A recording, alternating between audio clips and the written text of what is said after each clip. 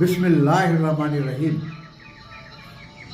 मोहम्मद के जरिए भेजकर वही उसने उन्हें भी परखा है। अल्लाह का फरमा बरदार बंदा हमने मोहम्मद सा नहीं देखा है। मोहम्मद ने भी उसके फरमानों को जो कतू हमारे सामने रखा है। अल्लाह के सिवा तब्दीली का किसी और को है अधिकार नहीं। एक है, तू एक है।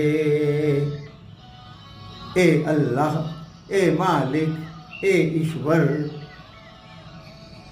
तेरा कोई पार नहीं। एक है, तू एक है।